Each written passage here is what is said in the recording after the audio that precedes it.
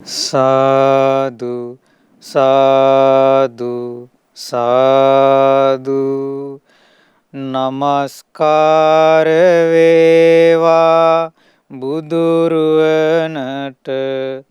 සැමදා බුදු හිමි සරණ යමි නමස්කාර වේවා ධම්රුවනට සැමදා සදහම් සරණ යමි නමස්කාර වේවා සංඝරුවනට සැමදා මහා සංඝ සරණ යමි නමස්කාර වේවා තුනුරුවනට සැමදා තිසරණ සරණ යමි සාදු සාදු සාදු අපට මේ උතුම් ධර්මය කියා දුන් අපගේ පරම පූජනීය ගුරු දේවෝත්තම පින්වත් ලොකු ස්වාමින් වහන්සේට අපගේ ගෞරවාදර නමස්කාරය වේවා සාදු සාදු සාදු ශ්‍රද්ධාවන්ත වාසනාවන්ත පින්වත්නි බුදුරජාණන් වහන්සේ මේ ලෝකයට ධර්මයේ දේශනා කළා සත්වයන්ගේ දමනය වීම පිණිස සංසිඳීම පිණිස දන්තෝ සෝ භගවා දමතාය ධම්මං දේසේති භාග්‍යතුන් වහන්සේ දමනයටපත් වුණා දමනය වීම පිණිස ධර්මයේ දේශනා කළා. සන්තෝසෝ භගවා සමතාය ධම්මං දේසේති භාග්‍යතුන් වහන්සේ සංසිඳුණා. සංසිඳීම පිණිස ධර්මයේ දේශනා කළා. තින්නෝසෝ භගවා තරණාය ධම්මං දේසේති භාග්‍යතුන් වහන්සේ සසරින් එතර වුණා. සසරින් එතර වීම පිණිස ධර්මයේ දේශනා කළා. පරිනිබ්බුතෝසෝ භගවා පරිනිබ්බානාය ධම්මං දේසේති භාග්‍යතුන් වහන්සේ පිරිනිවනටපත් වුණා. පිරිනිවීම පිණිස ධර්මයේ දේශනා කළා. පින්වත්නි බුදුරජාණන් වහන්සේ දමනය කරගන්න ධර්මයේ දේශනා කළේ සංසිඳවන්න ධර්මයේ දේශනා කළේ ඒ දමනයට පත් කරගන්න ඕනේ අපේ මේ ආයතන ඇස කන නාසය දිව ශරීරය මනස කියන ආයතන තමයි දමනය කරගන්න ඕනේ. සංසිඳුවා ගන්න ඕනේ. සංවර කර ගන්න ඕනේ. එහෙම නොවුනොත් පින්වත්නි ඇස අසංවර වීම නිසා තමයි. කන අසංවර වීම නිසා තමයි. නාසය, දිව, ශරීරය, හිත අසංවර වීම නිසා තමයි කෙනෙක් සත්තු මැරීමේ යෙදෙන්නේ. සොරකම් කිරීමේ යෙදෙන්නේ. වැරදි කාම සේවනයේ යෙදෙන්නේ. බොරු කීමේ, කේලම් කීමේ, පරුස වචන, හිස් වචන කීමේ යෙදෙන්නේ. නොයෙකුත් අකුසල් කරන්නේ. අනුන්ගේ දේවල් වලට ආස කරන්නේ. ද්වේෂ කරන්නේ. ඒ සියලු අකුසල් සිද්ධ වෙන්නේ ඒ ඉන්ද්‍රියන් අසංවර වීම නිසා. සම්පූර්ණයෙන්ම ඉන්ද්‍රියන් දමනයටපත් කරගත්තාට පස්සේ ඒ සියලු අසංවරකම් නැති වෙනවා. සංසාර දුකින් එතර වෙන රහත් මුනිවරුන් ඒ ඉන්ද්‍රියන් සම්පූර්ණයෙන්ම සංවර කරගෙන ඉන්නේ. පින්වත්නි බුදුරජාණන් වහන්සේ හරි ලස්සන උපමාවන් දක්වමින් ඉන්ද්‍රිය සංවරය ගැන දේශනා කොට වදාලා. අද මේ අසිරිමත් ධම්රස අමාවන් ධර්ම දේශනාවෙන් අපට ශ්‍රවණය කරන්න ලැබෙන්නේ ඒ බුදුරජාණන් වහන්සේ වදාළ දේශනාව.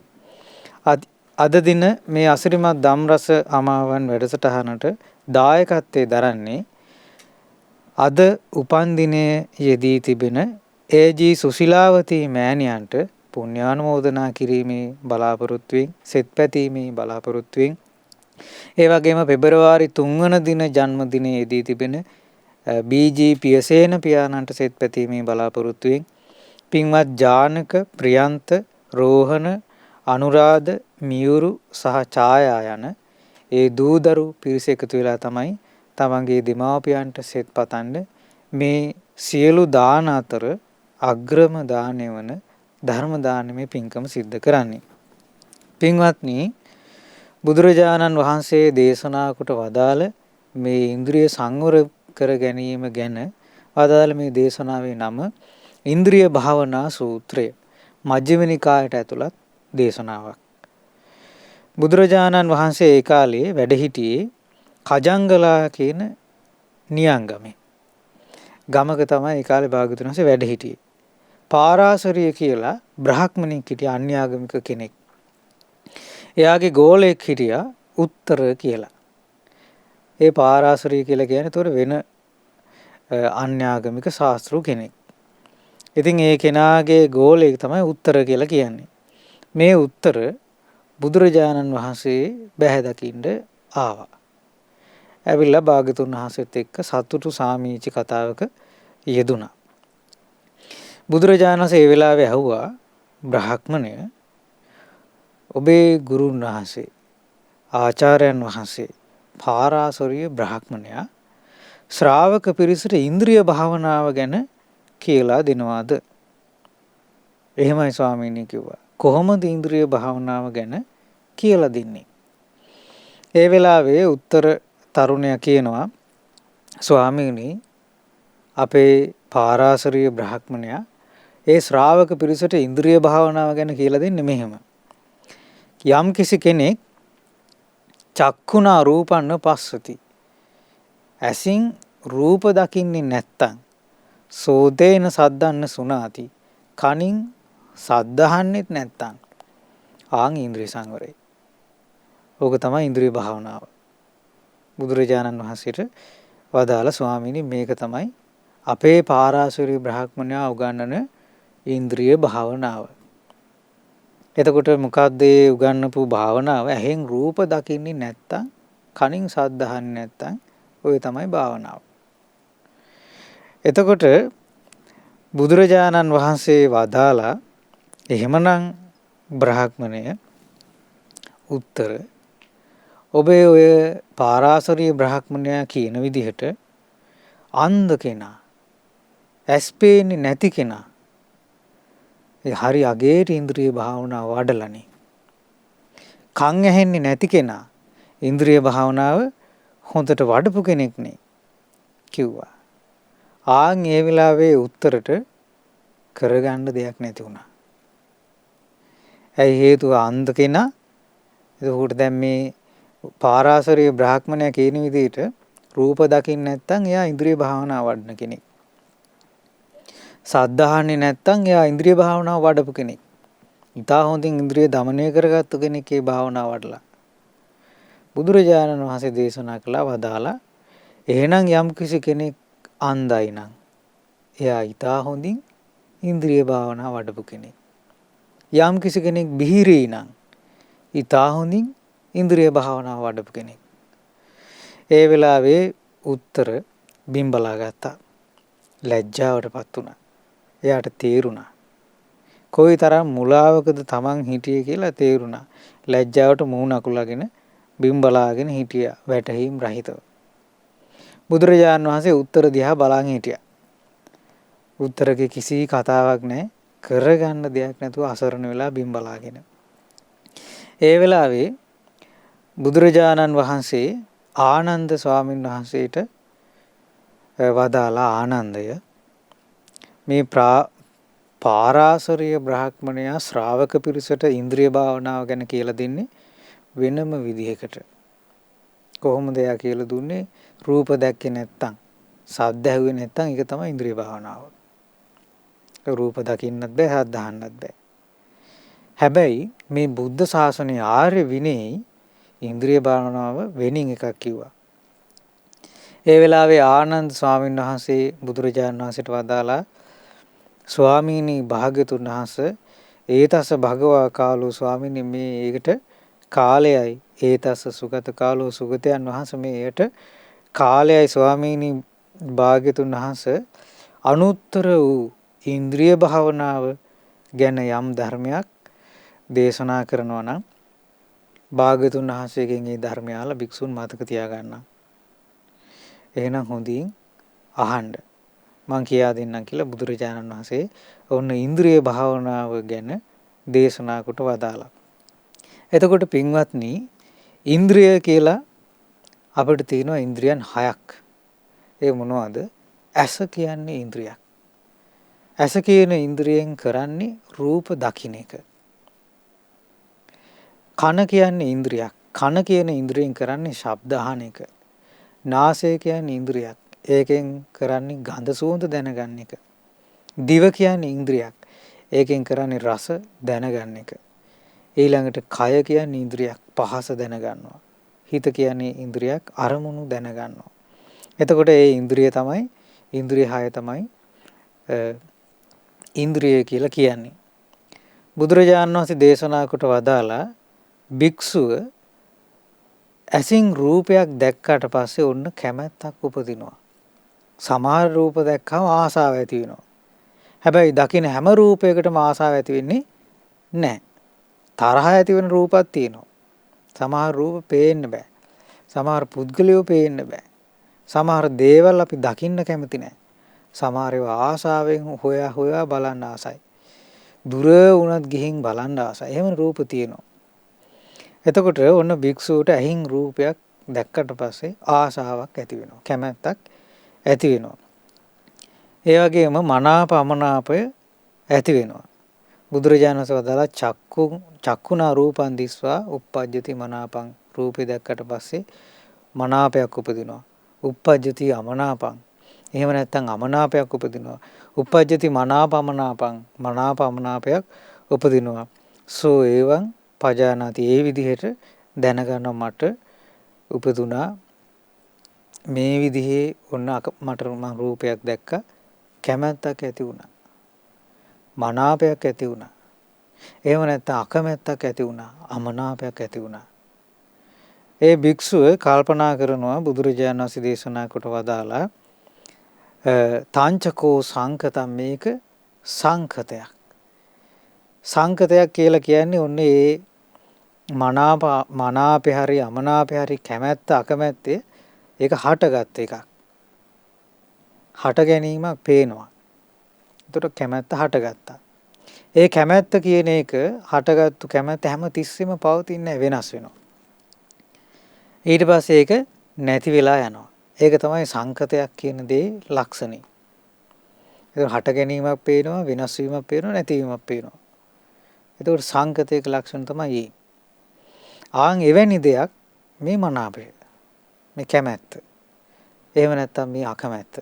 ඒක හැමදාම පවතින එකක් නෙමෙයි හටගත්තා. ඒක වෙනස් වෙලත් යනවා, නැති වෙලත් යනවා. කැමැත්තත් ඒ වගේ, අකමැත්තත් ඒ වගේ. ඊළඟට ඒක ඕලාරික දෙයක්. ඒක සියුම්ම තේරුම් ගන්න තියෙන දෙයක් නෙමෙයි. කැමැත්තක් ඇති වුනහම තේරෙනවා. ආසාවක් හටගත්තාම තේරෙනවා. අකමැත්තක් හටගත්තාම තේරෙනවා. ඒක ගොරෝසු දෙයක්, සියුම් දෙයක් නෙමෙයි. ඒ වගේම පටිච්ච සමුප්පන්න. ඒක පටිච්ච සමුප්පාදයට අයිති දෙයක්. එතකොට ඒ හටගත්ත මනාපේ කැමැත්ත ඒ එක්ක සැප වේදනාව. එහෙම නැත්නම් දුක් වේදනාව. එතකොට ඒ සැප දුක් වේදනා පත්‍ය තණ්හා. ඒ වේදනාව නිසා තණ්හා උපදිනවා. තණ්හා පත්‍ය උපාදාන. තණ්හාව හේතු කරගෙන ග්‍රහණය වීම ඇති වෙන උපාදාන වෙනවා. උපාදාන පත්‍ය බහු.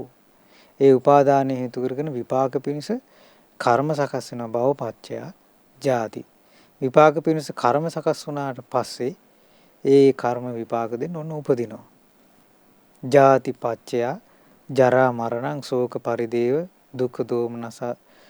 ඒ විදිහට බුදුරජාණන් දේශනා කොට වදාලා ඉපදුනාට පස්සේ ජරා මරණ දුක් දෝමනස සුසුමිලිම ආදී නොයෙක් දුක් හට ගන්නවා. ඒක තමයි පටිච්ච සමුප්පන්නයි කියලා කියන්නේ. එතකොට ඒක පටිච්ච සමුප්පාද ක්‍රියාවලියට අයිති දෙයක්. ඒ භික්ෂුව ඔන්න ඇහින් රූපයක් දැක්කට පස්සේ ඔන්න හට ගන්නවා ආසාව. කැමැත්ත, මනාපය. ඇති වුණාට පස්සේ මට කැමැත්තක් ඇති වුණා. මනාපයක් ඇති වුණා. මේක සංකතයක්. හටගත්තා, වෙනස් වෙනවා, නැති වෙලා යන ස්වභාවයෙන් යුක්ත දෙයක්. මේක ගොරෝසු දෙයක්. මට මේක හොඳට තේරෙනවා. තේරුම් ගන්න පුළුවන් ගොරෝසු දෙයක්. මේක පටිච්ච සමුප්පාදයට අයිති එකක්. නැවත උපතක්ම හදලා දෙන දෙයක් මේ කැමැත්ත හෝ අකමැත්ත. ඒ නිසා යම් උපේක්ෂාවක් තියනවාද? ඒ සැපත් නොවන කැමැත්තක් නොවන අකමැත්තකුත් නොවන යම් උපේක්ෂාවක් තියනවාද? ආන්ගේ උපේක්ෂාවමයි සාන්ත.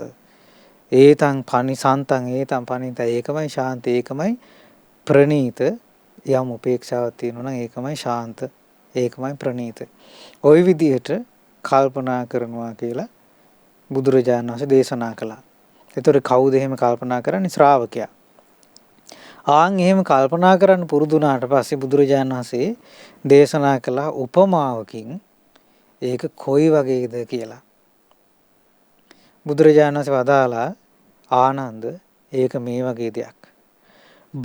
පුරුෂයෙක් ඇස් ඇරලා ආයමත් ඇස් පියා ගන්නවා නම් ඇස් ඇරලා ඇස් පියා ගන්නවා නම් ආන් ඒ වගේ වෙලාවක් තමයි ওই භික්ෂුවගේ හිත උපේක්ෂාවටපත් වෙන්න යන්නේ. අර කැමැත්ත හෝ අකමැත්ත හෝ දුරු වෙලා හිත උපේක්ෂාවටපත් වෙන්න යන්නේ ඒ පුරුෂයෙක් ඇස් දෙක ඇරලා ඇස් වහන්න යන වෙලාවක් තියෙනවා දාන් ඒ වගේ. එහෙම නැත්නම් ඇස් දෙක පියාගෙන ඉඳලා ඇස් අරින්න යම් වෙලාවක් යනවාද? ආන් ඒ වගේ වෙලාවක් කියලා බුදුරජාණන් වහන්සේ දේශනා කොට වදාළා. එතකොට බලන්න පින්වත්නි මොනතරම් බලවත් මොනතරම් උපකාරී පිණිස පවතින භාවනාවක්ද මේ ඉන්ද්‍රිය භාවනාව කියලා කියන්නේ. එතකොට මේ භාවනාව යම් කිසි කෙනෙකුට පුරුදු කරගන්න පුළුවන් වුණොත් ඒ කෙනාගේ ඉන්ද්‍රියන් සංවර කරගන්න පුළුවන්කම ලැබෙනවා. දුෂ්කරව නමුත් මේ කරන්න පුළුවන් වුණොත් ඒ කෙනාට අවස්ථාව ලැබෙනවා. කොයි වගේද බුදුරජාණන් වහන්සේ දේශනා කළේ? බලවත් ඒ පුරුෂයෙක් ඇස් ඇරලා ඇස් වහනවා වගේ වහපු ඇස් අරිනවා වගේ සුළු වෙලාවකින් උපේක්ෂාවට හිතපත් වෙනවා. එතකොට ඒ ආයතන අනිත්‍ය ආදී භාවනා කරන කෙනෙකුට ඉතා පහසුවෙන් මේ අනිත්‍ය ගැන තේරුම් ගන්න පුළුවන්කම ලැබෙනවා.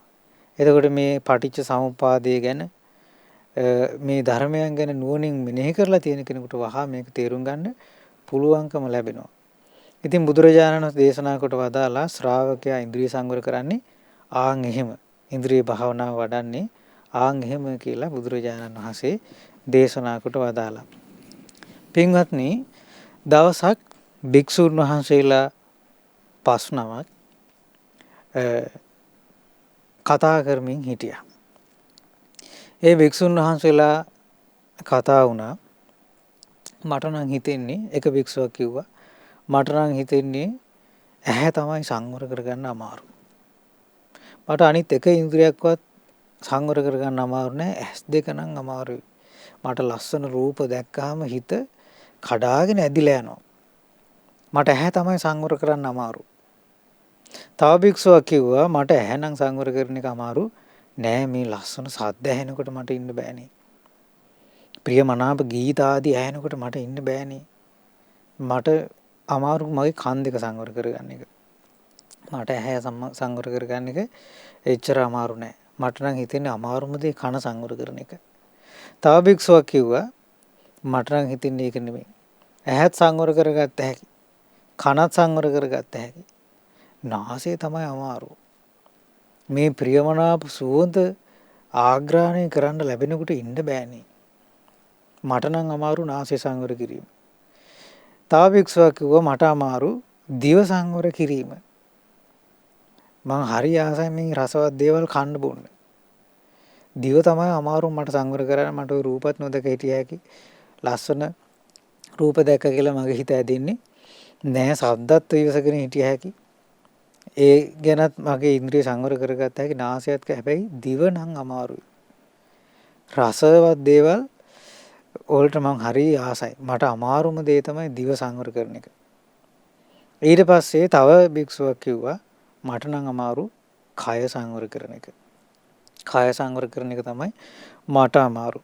ඒ වෙලාවේ බුදුරජාණන් වහන්සේ එතෙන්ට වැඩම කරපු වෙලාවේ බුදුරජාණන් වහන්සේට මේ විස්තරේ කිව්වා. බුදුරජාණන් වහන්සේ වදාලා බුදුරජාණන් වහන්සේගෙන් අහුවා මේ ස්වාමීන් වහන්සේලා ස්වාමීනි මට නම් හිතෙන්නේ ඇස් දෙක සංවර කරන එක නම් අමාරුයි. අනිත් ස්වාමීන් වහන්සේ මට කන් දෙක සංවර කරන්න අමාරුයි. මට හිතෙන්නේ අමාරුම දේ සංවර කරන්න කන. අනිත් භික්ෂුව කිව්වා මට හිතෙන්නේ අමාරුම දේ සංවර කරන්න නාසය. මට හිතෙන්නේ අමාරුම දේ සංවර කරන්න දිව. මට අමාරුම සංවර කරන්න කය කිව්වා. ස්වාමීනි ඇත්තටම අමාරු සංවර කරන්න මොකද්ද? ඇස් දෙකද, කන් දෙකද, නාසයද, දිවද, ශරීරයද? බුදුරජාණන් වහන්සේ ඒ වෙලාවේ දේශනා කළා. ඒ හැම දෙයක්ම සංවර කිරීම දුෂ්කරයි. හැබැයි මේ හැම එකක්ම සංවර කර ගැනීමයි යහපත්. බුදුරජාණන් වහන්සේ දේශනා කොට වදාලා දැන් මේ පුදුම එකතු වීමක් මේ තිබුණේ. ඒ භික්ෂුන් වහන්සේලා 5 කලින් ජීවිතයකට එකම යාළුවෝ. බුදුරජාණන් වහන්සේ දේශනා කළා ඔබ කලිනුත් ඔබ ඉන්ද්‍රිය අසංවර කරගෙන හිටියා. ඇස් දෙක අසංවර කරගෙන හිටියා. කන් දෙක අසංවර කරගෙන හිටියා. නාසය අසංවර කරගෙන හිටියා. දිව කය අසංවර කරගෙන හිටියා. ඔබ එදා අනතුරේ වැටුණා. ඒ නිසා මේ ආයතන ඉන්ද්‍රියන් සංවර කර ගැනීමමයි හොඳ කියලා බුදුරජාණන් වහන්සේ දේශනා කළා. ඒ වෙලාවේ අර ස්වාමීන් වහන්සේලා කිව්වා අනේ ස්වාමීනි අපි අතීතයේ ඉන්ද්‍රිය අසංවර කරන් හිටියේ කොහොමද? අපිට මේ කතා ප්‍රවෘත්තිය කියා දෙන්න කිව්වා. ඊළඟට බුදුරජාණන් වහන්සේ අතීත විස්තරේ කියා දුන්න මහණෙනි. බෝසතාණන් වහන්සේ ඒ බ්‍රහ්මදත්ත රජතුමාගේ 6 වෙනි පුතා හැටියට ඉපදිලා හිටියා. එතකොට බුදුරජාණන් වහන්සේ බෝසත් කාලේ ඒ රජතුමාගේ 6 වෙනි පුතා. ඉතින් 99 දෙනෙක් ඉන්නවා වැඩිමාල්. මෙයා තමයි 100 බෝසතාණන් වහන්සේ. ඒ කාලේ ඒ බෝසතාණන් වහන්සේගේ යාළුවෝ හැටියට ওই 5 දෙනා හිටියා. බුදුරජාණන් වහන්සේ වදාලා ඒ කාලේ පසේ බුදුරජාණන් වහන්සේ නමක් වැඩ හිටියා. ඉතින් මේ කුමාරයා බෝසත් කුමාරයා පසේ බුදුරජාණන් වහන්සේ ළඟට ගිහින් ඇහුවා දානි පූජා කරලා ස්වාමීනි මං ආසයි රජකම ලබන්න. හැබැයි මට රජ වෙන්න නම් බෑ. ඒකට හේතුව මට වඩා 99 දෙනෙක් ඉන්නවා වැඩිමාල්. ඉතින් ස්වාමීනි මට ඇත්තටම රජකම ලබන්න බැරිද? ඒ වෙලාවේ බුදුරජාණන් වහන්සේ වදාලා පසේ බුදුරජාණන් වහන්සේ වදාලා පින්වත ඔබට මෙහි රජකම ලබන්න බෑ. හැබැයි බරණැස් නුවර රජකම ලබන්න බැරි වුණාට තක්ෂිලාවේ ඔබට රජකම ලබන්න පුළුවන් සතියකින් එහෙ ගියොත්. ඉතින් බුදුරජාණන් වහන්සේ පසේ බුදුරජාණන් වහන්සේ ගෙන් ආරක්ෂාවට ඒ පසේ බුදුරජාණන් වහන්සේ වදාලා හැබැයි මේ ගමන අතිශයින්ම භයානකයි. භයානක යක්ෂයෝ ඉන්න වනාන්තරයක් මැදින් තමයි මේ තක්ෂිලාවට යන්න තියෙන්නේ. එහෙම ගියොත් තමයි සතියකින් ඔබට හෙට යන්න පුළුවන්කම ලැබෙන්නේ. ඉතින් මේ පසේ බුදුරජාණන් වහන්සේගෙන් පිරිත් පැන් නූල් ආදී ඉල්ලගත්තා. ඒ යාළුවෝ 5 දෙනා ඒ බෝසතාණන් වහන්සේ එන්න එපා කියද්දී ආවා. ඉතින් බෝසතාණන් වහන්සේ අවවාද කළා බොහොම පරිස්සම් වෙන්න කිසිම අරමුණකට ඔබ අහු වෙන්න එපා. පරිස්සමෙන් යන්න භයානක යක්ෂයෝ මේ වනාන්තරයේ ඉන්නවා. මේ පිරිස ඒ ගැන එච්චර හිතුවේ නෑ. ඔන්න යනකොට ලස්සන ස්ත්‍රීන් ආවා. එක්කෙනෙක් ස්ත්‍රියට වසඟ වුණා. වසඟ වුණාට පස්සේ ඒ ස්ත්‍රිය අර රාජපුරුෂයා ඒ කුමාරයාව මරාගෙන කෑවා. ඊට පස්සේ අනිත් ආය පිටිපස්සෙත් දැන් එනවා ස්ත්‍රීන්. ඒ ස්ත්‍රියකගේ ගීත ස්වරයට තව කෙනෙක් වසඟ වුණා. එයාවත් මරාගෙන කෑවා. ඊළඟට තව කෙනෙක් ඒ මිහිරි සුගන්ධයන්ට වසඟ වුණා. මරාගෙන කෑවා. තව පුරුෂයෙක් රාජපුරුෂයෙක් ඒ රාජකුමාරයෙක් ඒ මිහිරි ප්‍රණීත ආහාර පාන ආදියට ඒ යක්ෂණියන් විසින් මවපු ඒකට වසඟ වෙලා මරණයටපත් වුණා. තව කෙනෙක් ඒ ස්ත්‍රීන්ගේ පහසට අහු වෙලා මරණයටපත් වුණා. මරාගෙන කෑවා.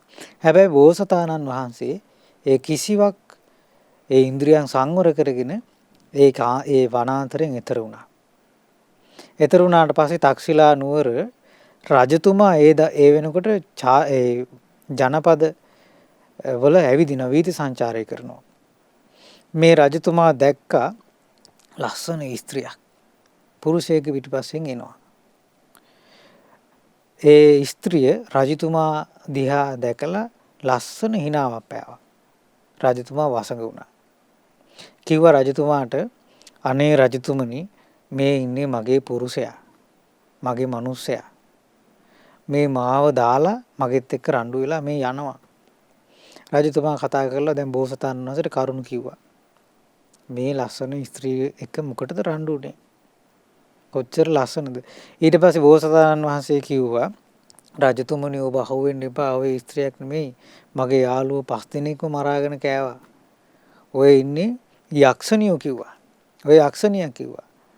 අනේ ස්වාමීනි දේවයන් වහන්සේ මගෙත් එක්ක කොහොම හැමදාම රණ්ඩු වෙනවා. ඔන්න යක්ෂණිය බොරුවට කිව්වා. ඊට පස්සේ රජතුමා මොකද කරේ? අන්තපුරයට එක්කන් ගියා.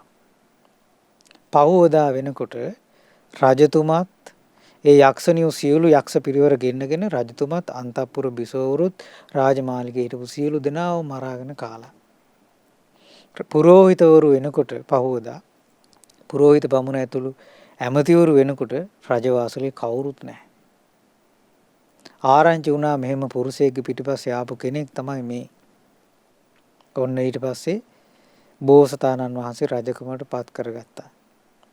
ওই කතාව බුදුරජාණන් වහන්සේ දේශනා කළා. මහණෙනි ඔබ එදා ඉන්ද්‍රිය අසංවරව අනතුරේ වැටුණා. ඒ නිසා ඉන්ද්‍රිය සංවර කරගන්න කියලා බුදුරජාණන් වහන්සේ ලස්සන ගාථාවක් දේශනා කළා.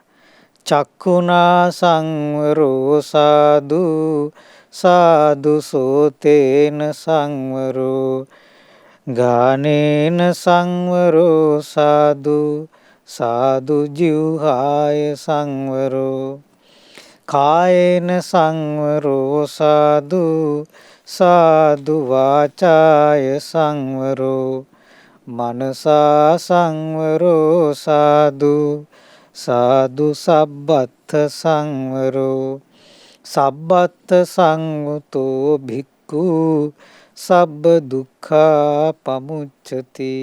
බුදුරජාණන් වහන්සේ දේශනා කළා ඇස සංවර කිරීම කොයිතරම් යහපත්ද? කන සංවර කිරීම කොයිතරම් යහපත්ද?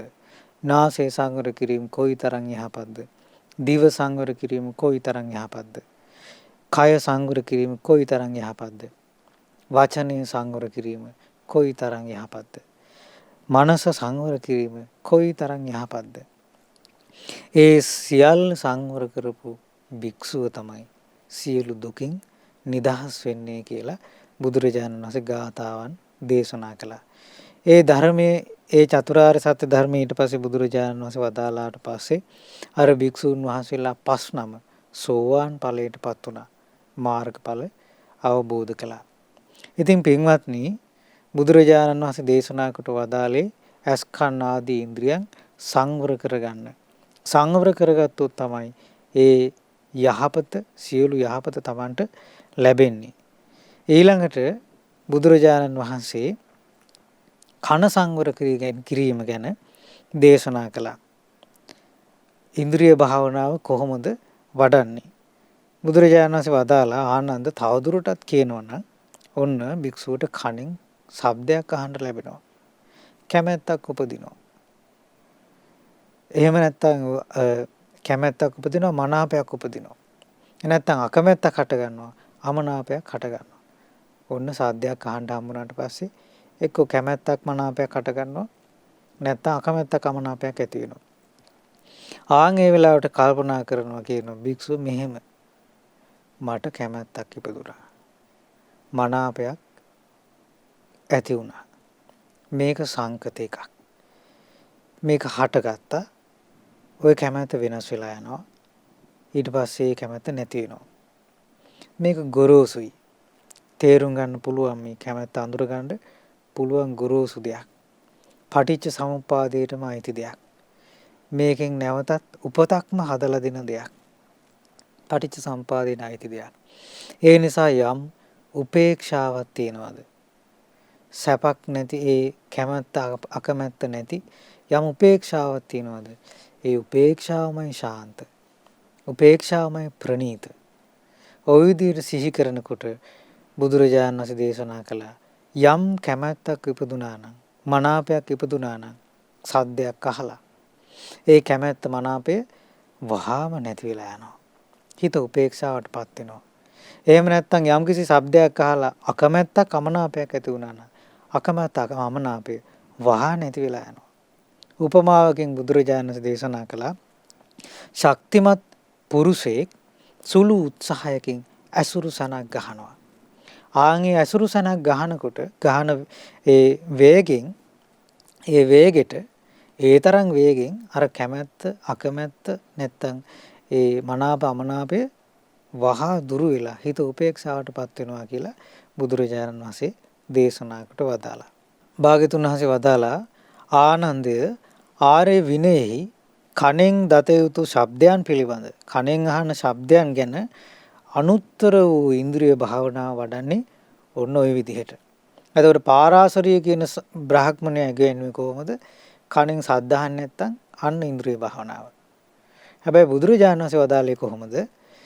කණෙන් ශබ්දයක් ඇහුවට පස්සේ මනාපයක් කැමැත්තක් හෝ අකමැත්තක් හෝ ඇති වුනහම කල්පනා කරනවා මට කැමැත්තක් ඇති වුණා මනාපයක් ඇති වුණා. මේක හේතුන් නිසා හටගත්තු එකක්. මේක ඇති වුණා නැතිවීමකුත් පේනවා. මේක වෙනස් වීමකුත් පේනවා. ඊළඟ මේක ගොරෝසු දෙයක්. මේක පටිච්ච සමුප්පාදයට අයිති දෙයක්. මේ කැමැත්ත මනාපය නිසා මට වුණු ඊළඟට ඒ විඳීම නිසා තණ්හා උපදිනවා. උපාදානය ඇති වෙනවා. භවය සකස් වෙනවා. ඊළඟට උපදිනවා. ওই විදිහේ පටිච්ච සමුප්පාදයටම අයිති එකක් මේක. ඒ නිසා උපේක්ෂාවක් තියෙනවා නම් කැමැත්ත අකමැත්ත මුකුත් නැති. ඒ උපේක්ෂාවමයි ශාන්ත. උපේක්ෂාවමයි ප්‍රණීත. උපේක්ෂාවමයි ශාන්ත ප්‍රණීත කියලා ওই විදිහට සිහි කරනකොට හිත උපේක්ෂාවටපත් වෙනවා. බුදුරජාණන් දේශනා කළේ ඇසුරු සැනක් ගහන්න යන වෙලාවක් බලවත් පුරුෂයෙක් ආන් එවැනි සුළු වෙලාවකින් හිත උපේක්ෂාවටපත් වෙනවා කිව්වා. බලන්න පින්වත්නි කොයිතරම් ආශ්චර්යවත් වූ භාවනාවක්ද. ඊළඟට බුදුරජාණන් වහන්සේ දේශනා කොට වදාලා ඉන්ද්‍රිය භාවනාව ගැන තවදුරටත් කියනවා නම් ඔන්න භික්ෂුවට ශ්‍රාවකයාට ගඳ සුවඳක් දැනගන්න ලැබෙනවා. ගඳක් හෝ සුවඳක් හෝ නාසයට දැනෙනවා. එතකොට මේ මනාප අමනාප කන් ඇති වෙනවා. කැමැත්තක් හෝ අකමැත්තක් හෝ හට ගන්නවා. එතකොට කල්පනා කරනවා මට කැමැත්තක් ඇති වුණා. ගඳෙන් මේ ඔන්න සුවඳ දැනිලා මට කැමැත්තක් ඇති වුණා. මනාපයක් ඇති වුණා. මේක හේතුඵල ධර්මයට අනුව හැදිච්ච එකක්. හට ගැනීමක් මේකේ පේනවා. ඔන්න ඒ කැමැත්ත නැති වෙලා යනවා වෙනස් වෙනවා. ඒ වගේම මේ කැමැත්ත ගොරෝසුයි.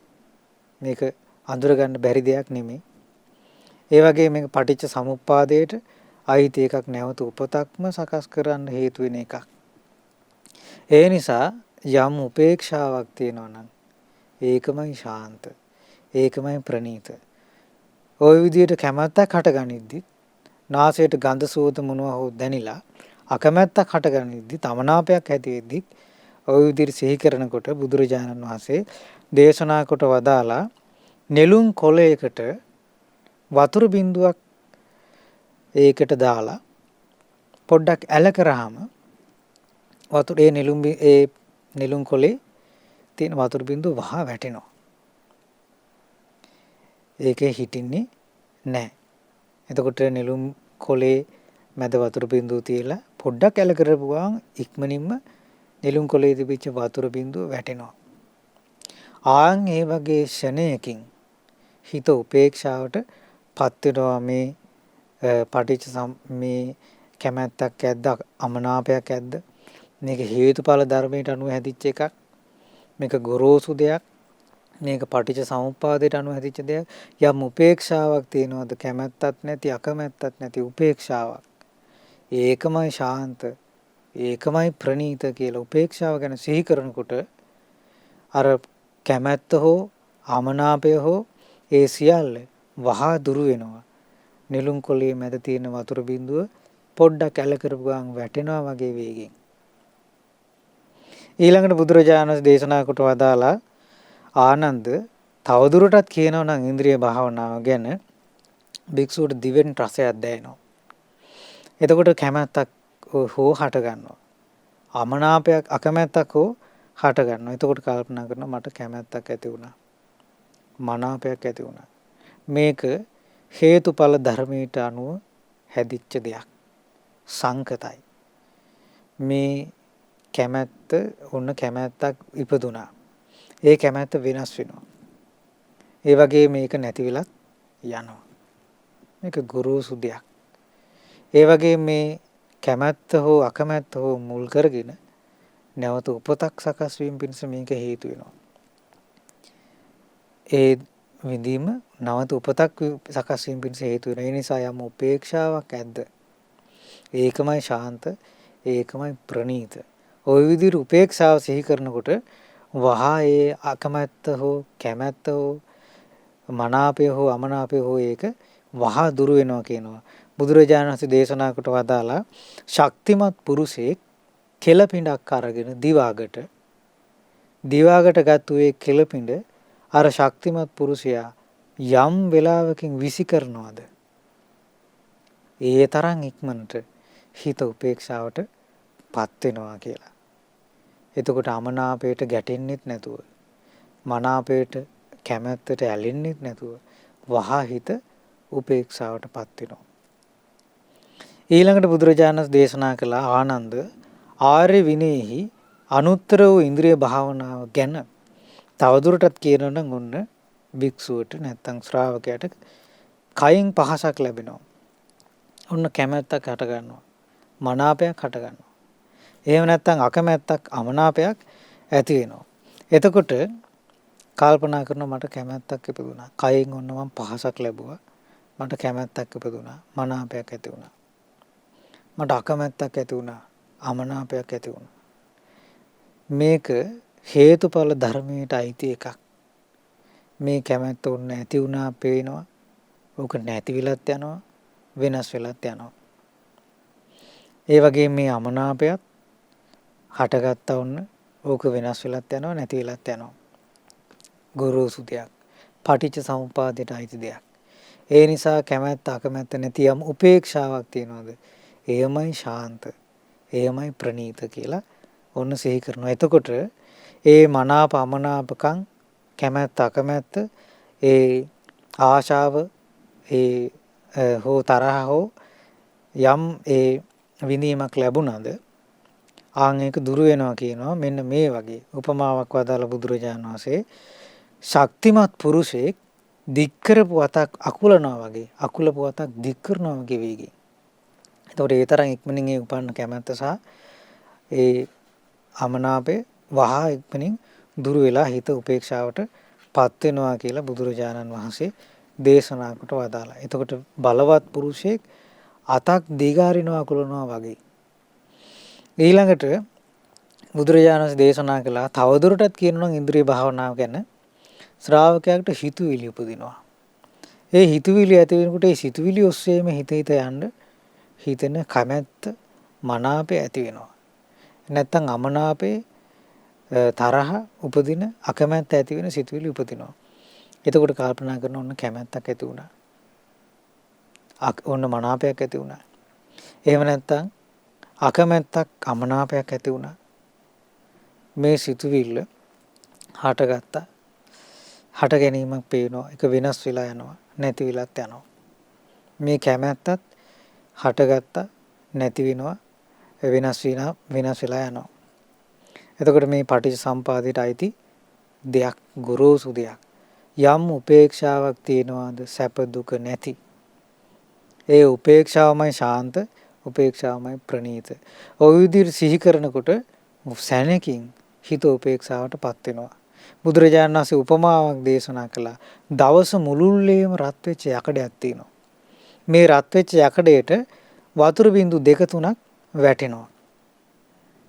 වැටෙන්න බුදුරජාණන් වහන්සේ වදාලා ආනන්ද ඒ දිය බින්දු වැටෙන්නේ හිමින්. හැබැයි වැටිච්ච සැනින් හිඳෙනවා. මොකද හේතුව දවස මුළුල්ලේම රත් වෙච්ච යකඩයක් ඒ. හිමීට වැටුණත් එතකොට ඒ ඉක්මනට වැටෙන වතුර බිඳුව ගැන බුදුරජාණන් වහන්සේ වදාළේ ඒක වැටෙන්නේ හිමින්. හැබැයි ඊට වඩා වේගෙන් ඒ ජලය අතුරුදහන් වෙනවා. හිඳිලා යනවා. බුදුරජාණන් වහන්සේ දේශනා කළ අන්න ඒ වගේ හිතේ ඇතිවෙන සිතුවිල්ලකට කැමැත්ත හෝ අකමැත්ත හෝ ඇති වුණොත් මේ විදිහට ඉන්ද්‍රිය භාවනා වැඩුවොත් මට කැමැත්තක් ඇති වුණා මේක පටිච්ච සමුප්පාදයට අයිති හේතුඵල ධර්මයට අයිති වෙනස් වෙන එකක්. යම් උපේක්ෂාවක් තියෙනවා ඒකමයි ශාන්ත. ඒ උපේක්ෂාවමයි ප්‍රණීත කියලා උපේක්ෂාව ගැන සිත මෙහි හිතනකොට ටක් ගාලා හිත උපේක්ෂාවට පත් වෙනවා කියලා බුදුරජාණන් වහන්සේ දේශනා කළා. ඊළඟට බුදුරජාණන් වහන්සේ වදාලා ආනන්ද ධර්මයේ හික්මෙන සේක භික්ෂුවගේ ප්‍රතිපදා මොන වගේද? ඒ ධර්මයේ හික්මෙන සේක භික්ෂුව ඒ සේක භික්ෂුව කියන්නේ ධර්මයේ හික්මෙන ශ්‍රාවකයා. ඇසින් රූපයක් දැක්කට පස්සේ කැමැත්තක් අකමැත්තක් මනාපයක් අමනාපයක් හට ගන්නවා. ඔන්න ඒ කැමැත්ත නිසාත් අමනාපය නිසාත් ඒ භික්ෂුව ඔන්න පීඩාවටපත් වෙනවා. ලැජ්ජාවටපත් වෙනවා. ඊළඟට නාසයෙන් ගඳ සුවඳක් දැනලත් එක්ක පීඩාවටපත් වෙනවා. හැබැයි ඒ භික්ෂුව අනුත්තර වූ මේ ඉන්ද්‍රිය භාවනාව වටලා හිත සංසිඳුවා ගන්නවා. ඊළඟට පින්වත් ආනන්ද ඉන්ද්‍රිය ධර්මයන් වඩන ලද ආර්යයන් වහන්සේ කියන්නේ කොහොම කෙනෙක්ද? මේ භික්ෂුවට ඇසින් රූපයක් දැක්කට පස්සේ උන්න කැමැත්තක් ඇති වෙනවා. මනාපයක් ඇති වෙනවා.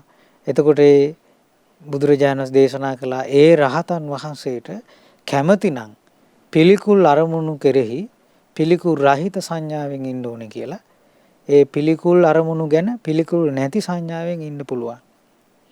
පිළිකුල් නැති අරමුණු ගැන පිළිකුල් සංඥාවෙන් ඉන්න පුළුවන්. එතකොට පිළිකුල් අරමුණු ගැන පිළිකුලක් නැති හැටියට ඉන්න පුළුවන්. එතකොට පිළිකුලක් නැති දේවල් ගැන පිළිකුල උපදවාගෙන වාසය කරන්න පුළුවන් කියලා බුදුරජාණන් වහන්සේ දේශනා කොට වදාළා.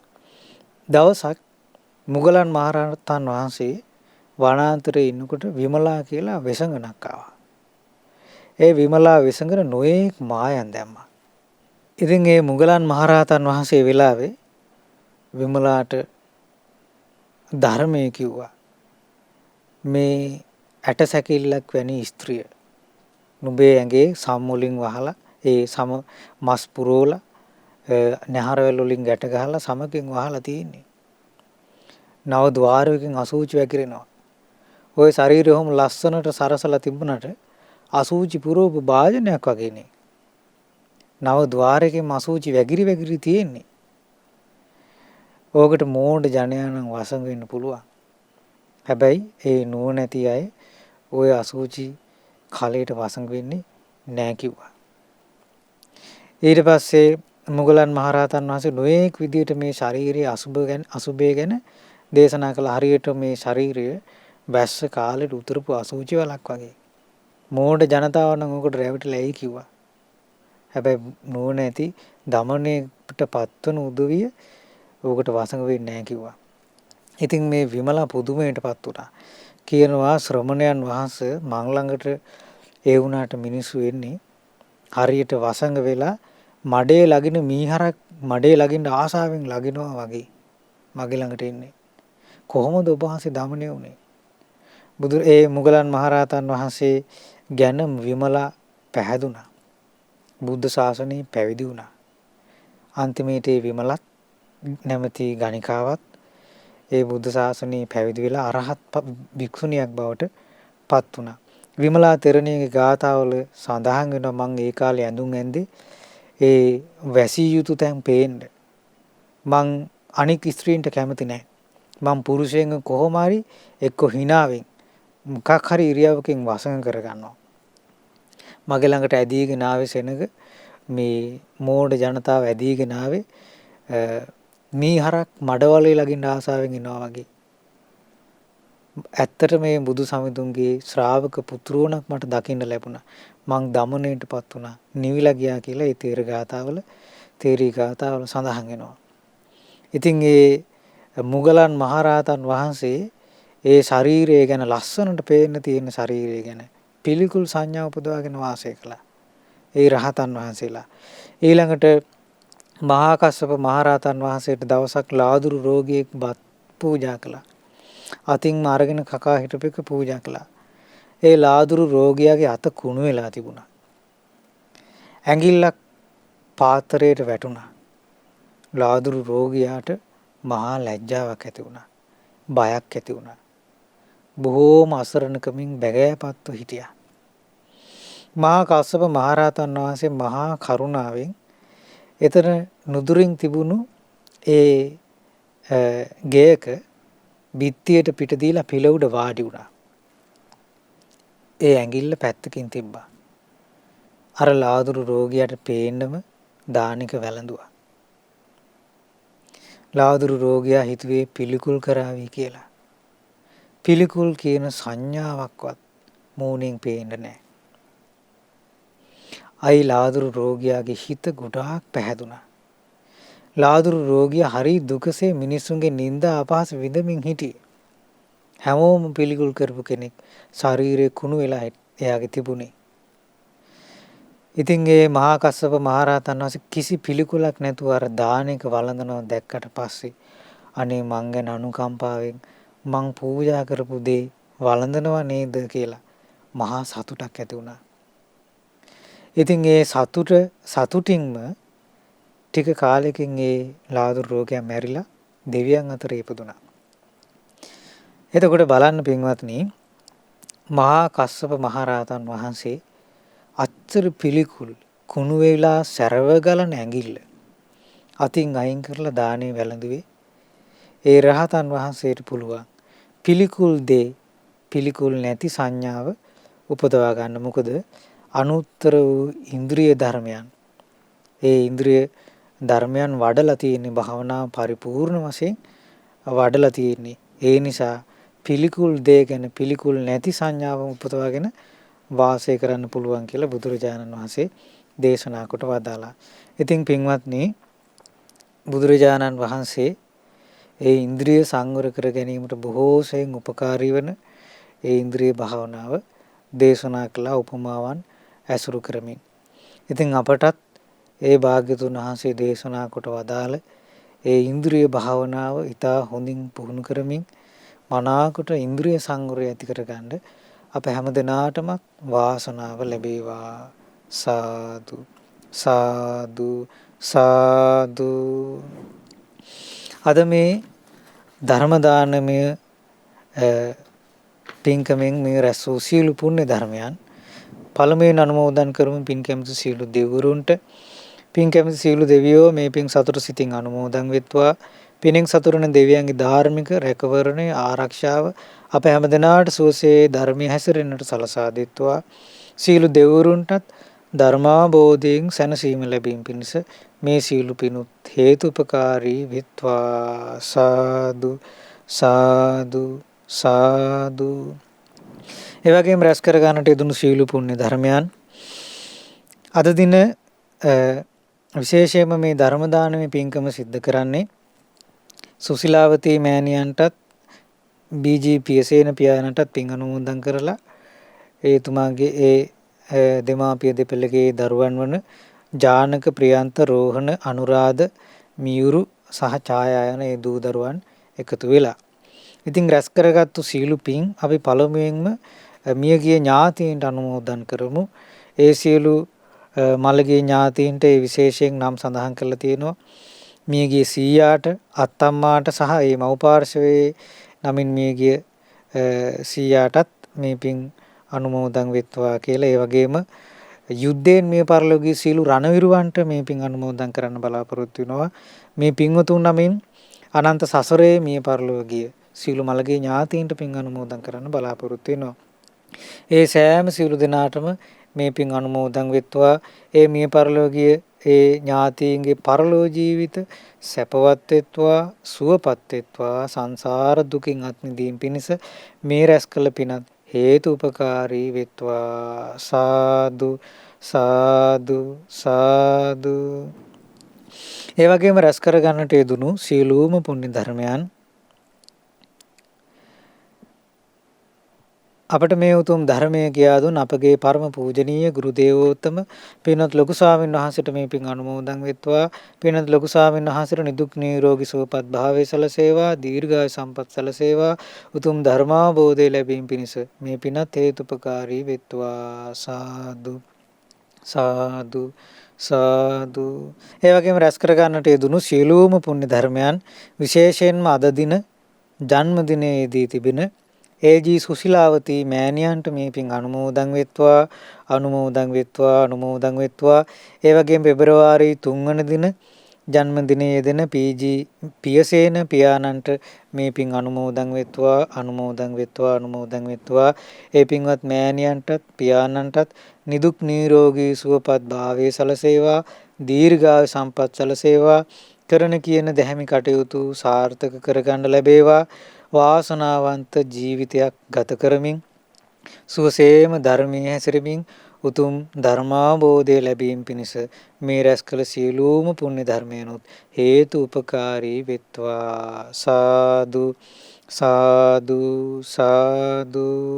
රැස් කර ගන්නට යෙදුණු සියලුම පුණ්‍ය ධර්මයන් මේ ධර්ම දානමය පින්කම සිදු කරන පින්වත් ජානක, ප්‍රියන්ත, රෝහණ, අනුරාධ, මියුරු සහ ඡායා යන ඒ දූදරු සෑම සිළු දෙනාටමත් ඒ වගේම විශේෂයෙන් බලාපොරොත්තු වෙනවා පින් අනුමෝදන් කරන්න අවුරුදු 95ක් විය ඇති සෝමාවතී අත්තම්මාට නිදුක් නිරෝගී සුවපත් භාවය ප්‍රාර්ථනා කරමින් පින් අනුමෝදන් කරන්න. ඒ සෝමාවතී මිත්තනියට මේ පින් අනුමෝදන් වෙත්වා. නිදුක් නිරෝගී සුවපත් භාවය සලසේවා, දීර්ඝායුෂ සලසේවා. ඒ වගේම දරුවෙකු ලැබීමට සිටින ඡායා සහෝදරියට පින් අනුමෝදන් කරන්න බලාපොරොත්තු වෙනවා. ඒ වගේම දරුවාට පින් අනුමෝදන් කරන්න බලාපොරොත්තු වෙනවා. ඒ පින්වත් ඡායා මේ මහත්මියට මේ පින් අනුමෝදන් වෙත්වා. ඒ පින්වත් මෑණියන්ට නිදුක් නිරෝගී සුවපත් භාවය සලසේවා, චිරජීවනයේ සලසේවා, දීර්ඝායුෂ සලසේවා.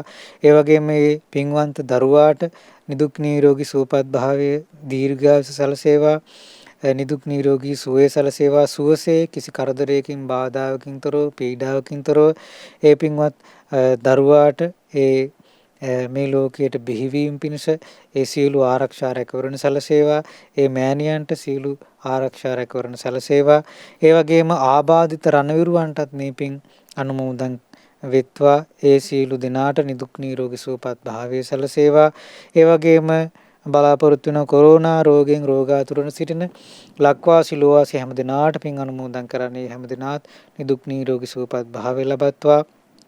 මේ පින්වත් සෑම සියලු දෙනා කරන කියන දැහැමි රැකී ආරක්ෂා ආදී කටයුතු කිසි කරදරයකින් බාධාවකින් පීඩාවකින් තොරව සුවසේම සාර්ථක කරගන්න ලැබේවා. ඒ වගේම දුවදරුවන්ගේ අධ්‍යාපන කටයුතු සාර්ථක කර ගැනීම පිණිස මේ රැස් කළ පිනත් ආශිර්වාදයක් වෙත්වා. හැම දිනාටම සුවසේ ධර්මයේ හැසිරෙමින් උතුම් ධර්මාභෝධය ලැබීම පිණිස මේ සියලුම පින් හේතුපකාරී වෙත්වා. සාදු සාදු සාදු. මහමෙවුනා වාසී සියලු පින්වත් ස්වාමින් වහන්සේලාටත් ලංකා වාසී ලෝක වාසී සියලු ගුණධම් පුරණ සියලු සංඝරුවනටත් මේ පින් අනුමෝදන් වෙත්වා. අනගාരികා උපාසක උපාසිකාවන්ට, අනගාരികා මෑණිවරුන්ට, ඒ වගේම ශ්‍රද්ධා කාර්ය මණ්ඩලයේ සෑම සියලු දෙනාටම, ඒ වගේම ශ්‍රද්ධා මාසික ධර්ම දාන සමාජිකාවන්ට මේ පින් අනුමෝදන් වෙත්වා. සුපින්වත් ඔබ සියලු දෙනාටමත් මේ පින් අනුමෝදන් වෙත්වා. අප සෑම සියලු දෙනාටම සුවසේ උතුම් ධර්ම අවබෝධය ලැබීම පිණිස මේ සියලු පින් හේතු වාසනා වෙත්වා. සාදු සාදු සාදු. හැම දිනාටම තෙරුවන් සරණයි. නමෝ බුද්ධාය. මෙවැනි වටිනා ධර්මදේශනා ශ්‍රවණය කිරීමට ශ්‍රද්ධා ඩේලි YouTube චැනලය සබස්ක්‍රයිබ් කරන්න.